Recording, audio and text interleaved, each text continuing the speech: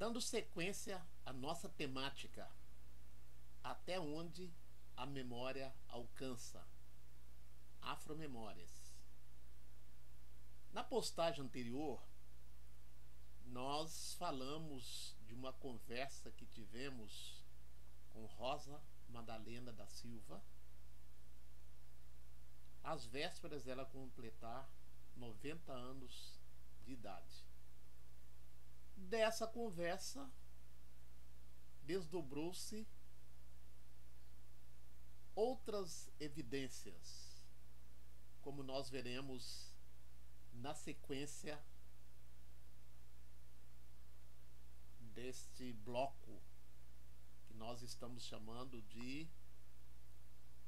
Até onde a memória alcança, Afromemórias.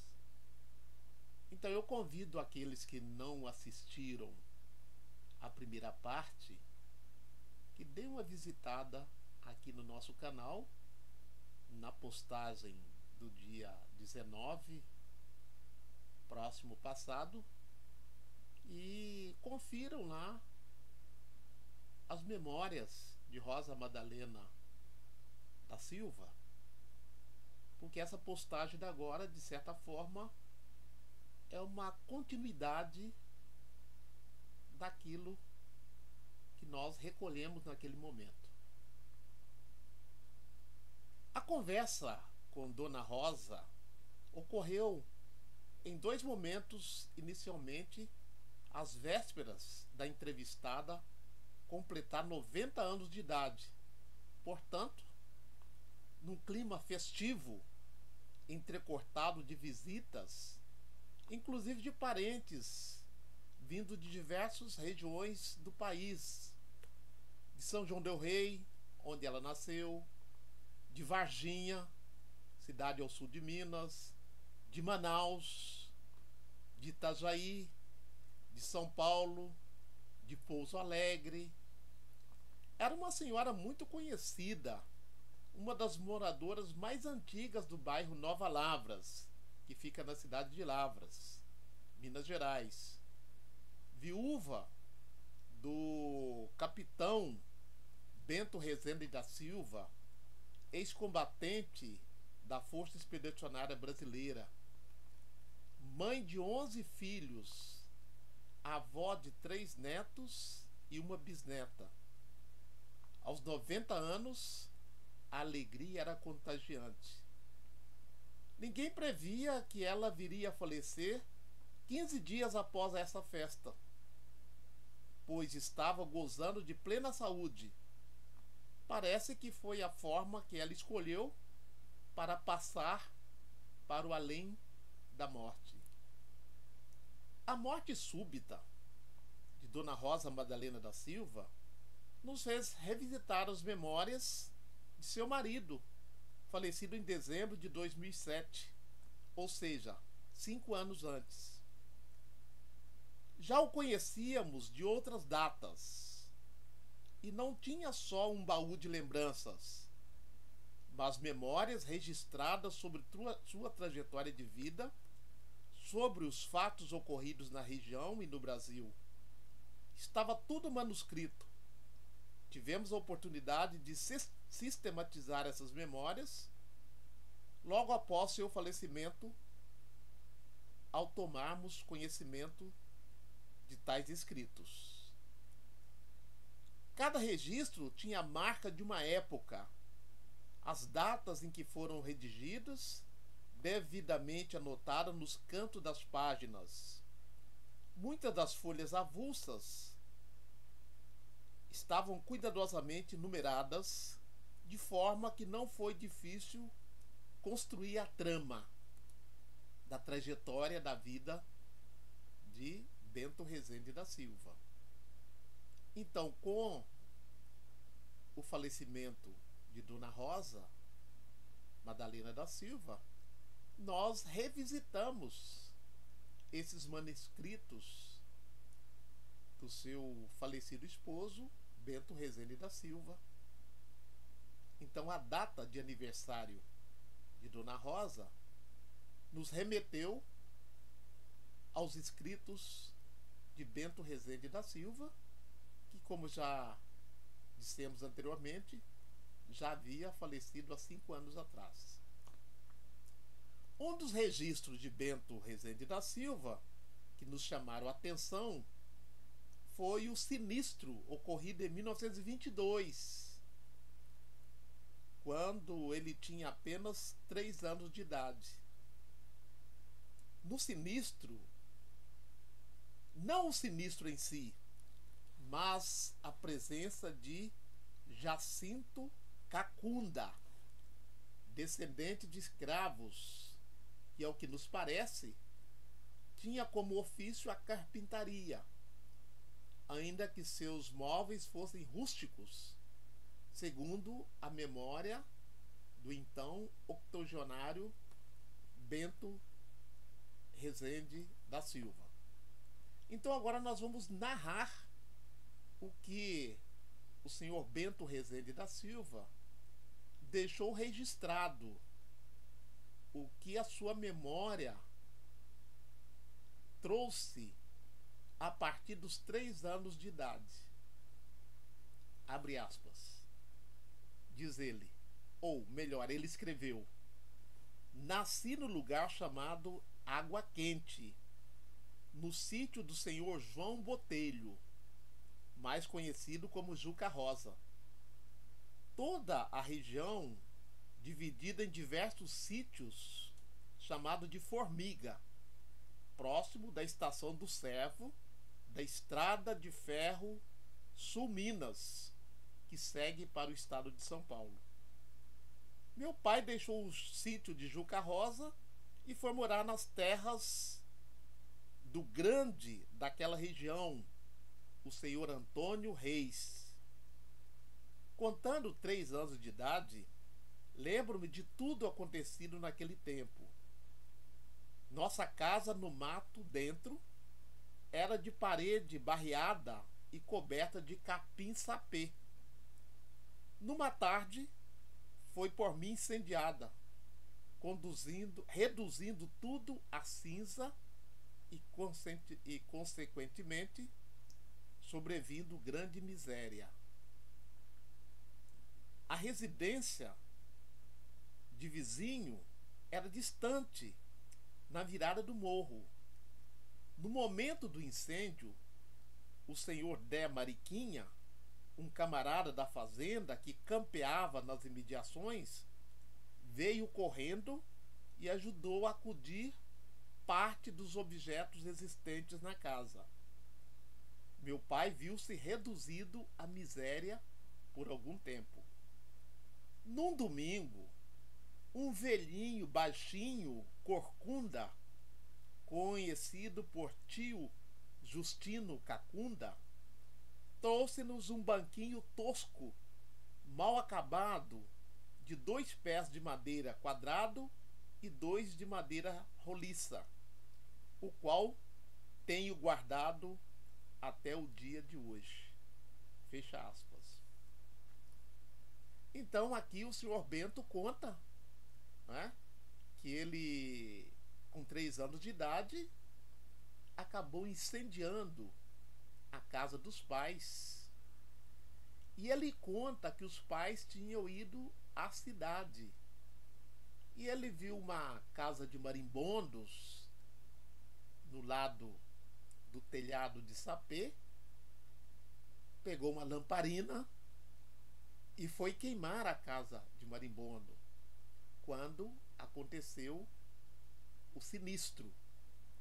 Mas o que nos chama a atenção aqui é o gesto do Jacinto Cacunda, um velhinho, possivelmente ex-escravizado, que fez um banquinho de madeira e ofereceu aos vizinhos, porque os móveis haviam sido todos queimados. O referido banquinho eu conheci. Está lá, na residência dos filhos de Bento Rezende da Silva, lá no bairro de Nova Lavras, em Lavras. Em outro momento, em outro registro, encontramos diálogo de um ex-escravizado que é revelador acerca do cotidiano dos anos finais da escravidão na região de Lavras e mesmo das memórias dos ex-escravizados no pós-abolição acerca do que eles e outros viveram no tempo do cativeiro, como eles diziam. Tempo do cativeiro é uma expressão usada por muitos descendentes de ex-escravizados, como frisou Hebe Matos. E mais, Hebe Matos mostra que havia juridicamente uma distinção entre escravo e cativo. O primeiro era o que havia nascido na condição de escravo. O segundo era o que era capturado em África. Esses registros de Bento Rezende da Silva remetem à sua infância, quando ele tinha aproximadamente 9 anos de idade, ou seja, no ano de 1928. Já havia decorrido 6 anos do incêndio. Ele agora morava no Pasto Fechado, à margem da estrada de ferro, lugar de movimento, de encontros e reencontros. Então ele conta, abre aspas, em 1928, morávamos no Pasto Fechado, a 5 quilômetros da cidade, numa casa de propriedade do senhor Chiquinho Torres, situado à margem de um trecho da estrada que seria a futura estrada de ferro oeste de Minas, uma das maiores ferrovias do país, construída no século XIX. Por disposição da engenharia, fora mudado o trajeto para outra região do município, ficando abandonados os aterros, cortes e pontes aproveitados após alguns anos com o advento do transporte rodoviário para o movimento comercial entre Lavras e Jaci e Macaia, embora com muitas curvas e aumento da quilometragem. Era constante, diz ele, o trânsito até mesmo à noite, no escuro, de pessoas honestas que iam e vinham da cidade para a roça, inofensivos, que a ninguém causavam medo e ambiente de nada reservado, receavam com compras no saco às costas. Eram moradores da Boca da Mata, do Passa Três, do Imbezal e do Arraial do Rosário. Num domingo de manhã, diz ele, às 9 horas mais ou menos, meu pai, um pouco distante da porta da casa, conversava com o velho Domiciano, um preto bastante idoso, lúcido, contador de caso de um passado distante, antigo morador do bairro Aquenta-Sol. Vindo de longe, parou e disse, diante deles, a velha senhora Rita, de saia comprida, de pano amarrado na cabeça e pau na mão. Pediu água para beber e logo tomou parte na conversa. Domiciano perguntou-lhe: de onde vem você, Rita? Vejo que está forte e bem disposta. Isso é aparência, respondeu ela. Venho da Boca da Mata, da casa de meus amigos. Sou teimosa. Sou velha e algumas vezes já caduco. Disse Domiciano: você não está caducando. Se tivesse, não viria sozinha de tão longe. Sou mais velha que você e não estou caducando. Depois de tanto discutirem, disse a velha senhora Rita: sou do tempo da Guerra do Paraguai. Na ocasião, eu era moça de 20 anos de idade. Retrucou Domiciano: quando houve a Guerra do Paraguai, eu tinha 25 anos de idade. Lembro-me da guerra contra Rosas, da Argentina. Quem venceu Rosas foi Caxias, nomeado por Dom Pedro II. Rosas era um homem mau, queria uma parte do Brasil. Lembro-me de tudo. 10 anos depois foi que começou a Guerra do Paraguai. Disse-lhe a velha Rita, ou senhora Rita: se você, na ocasião, tinha 25 anos de idade, por que não foi para a guerra? Respondeu-lhe Domiciano: nós, rapazes, escravos, amando do Senhor, vivíamos escondidos no mato. Quando vinha a polícia fazendo a recruta na fazenda, só encontravam velhos trabalhando na roça. Assim eu e muitos escapamos da morte certeira, porque muitos dos que foram não voltaram. Depois de todos esses acontecimentos, ainda levou anos para o fim do cativeiro. Fecha aspas. Então vejam a riqueza da memória de Bento Rezende da Silva. Uma memória a partir dos 9 anos de idade, quando ele presenciou, assistiu um diálogo entre dois ex-escravizados. Isso, segundo ele, ocorreu em 1928. Os detalhes que ele traz da vestimento da senhora Rita, que era conhecido como Sar Rita, e o senhor Domiciano, falando que ele só não foi para a Guerra do Paraguai porque o seu dono, o seu proprietário, o escondeu, porque nós sabemos que durante a Guerra do Paraguai, muitos senhores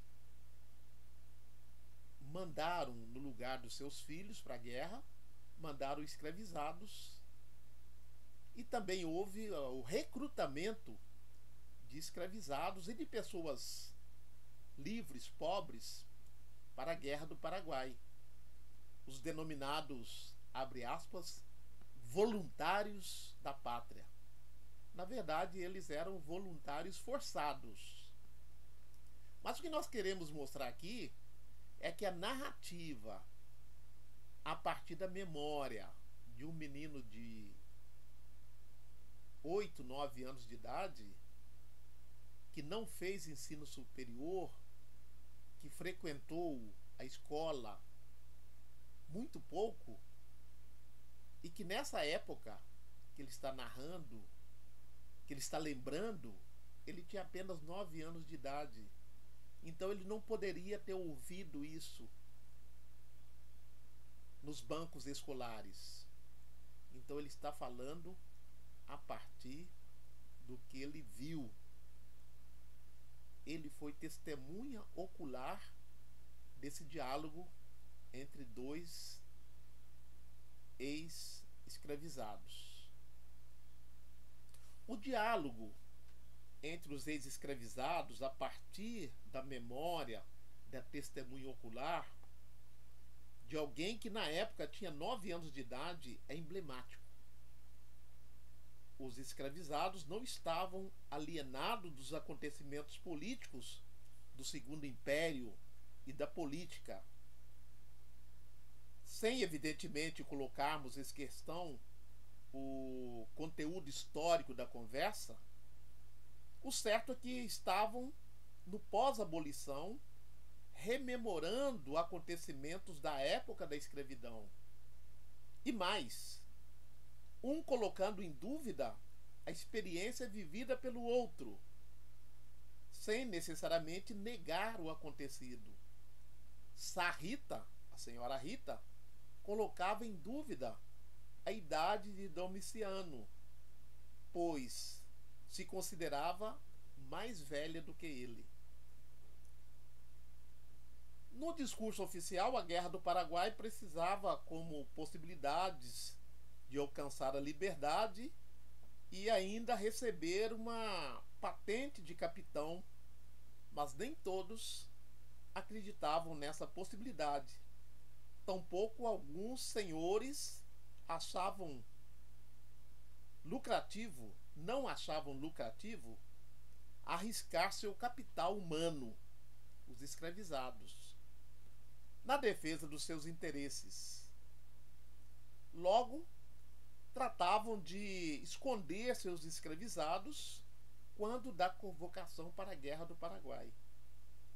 Encontramos nos relatórios de presidentes de províncias, em atas da Câmara Municipal daqui da Vila de Itajaí, e nas correspondências expedidas e recebidas pelas autoridades aos cidadãos senhores de escravos, pedindo que eles colaborassem com Sua Majestade o Imperador, mandando alguns escravizados para a Guerra do Paraguai. Na nossa próxima postagem, nós vamos falar de lembranças do pós-abolição vindas do sul do Brasil. Até agora apresentamos duas memórias a partir do Sudeste, a partir de Minas Gerais. Bento Rezende da Silva e Rosa Madalena da Silva. Uma, na época, com 90 anos de idade, e o outro a partir dos seus manuscritos que encontramos após o seu falecimento. Devo revelar aos nossos assinantes, aos nossos telespectadores, podemos dizer assim, que Rosa Madalena da Silva foi a minha genitora e Bento Rezende da Silva o meu genitor. Então, eu estou falando a partir também do que eu ouvi pessoalmente deles. Então, o meu escrito, a minha narrativa, está no contexto